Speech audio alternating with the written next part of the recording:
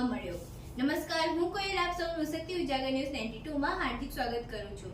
95 વર્ષ માતૃશ્રીનું અવસાનનું 20મી વિદાયની વેળાને પ્રસંગમાં બદલી કરી સમાજમાં સારા મેસેજ આપ્યો છે કાકડિયા પરિવાર દ્વારા।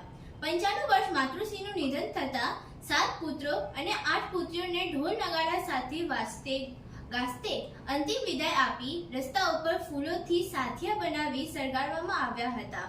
દીકરીઓએ માતૃશ્રી મણિબાને કાંદ આપી ઢોલ નગાડાના નાદ સાથે અંતિમ યાત્રા નીકળી હતી। રસ્તા ઉપર લોકોમાં આ જાગૃતિ સંદેશો સારો છે એવું ચર્ચાઈ રહ્યું હતું। માતા મણિબેન કાકડિયાના સંતાનમાં 7 પુત્ર અને 8 પુત્રીઓ છે, જેમને મળીને એક અનોખો નિર્ણય લીધો છે। આ પરિવાર માત્ર મોટો નથી, પરંતુ તેના સભ્યો એક સંકલ્પ લીધો છે કે સમાજ માટે એક ઉદાહરણ બની ગયો છે।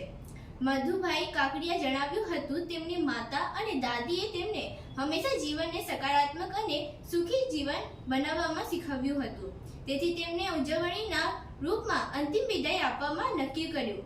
મધુ કાકડિયા સત્ય શોધક ટીમના સભ્ય છે અને તેઓ વિજ્ઞાન અને ધર્મ વચ્ચે ચર્ચા કરતા રહે છે। કાકડિયા પરિવારને તેમની અલગ પરંપરા દ્વારા સમાજને એક સંદેશ આપવા માંગે છે કે મૃત્યુ પછીની પ્રક્રિયાએ બદલવાની અને જીવનને સકારાત્મક અને સુખી બનાવવા માટે બદલવાની કામ કરવાની જરૂર છે। આવા જ પ્રકારના તમામ જાણકારીઓ પ્રાપ્ત કરવા માટે અમારા ચેનલ સત્ય ઉજાગર ન્યૂઝ 92 ને લાઈક, શેર, સબસ્ક્રાઇબ અને કમેન્ટ કરવાનું ના ભૂલતા। ધન્યવાદ। જય હિન્દ, જય ભારત।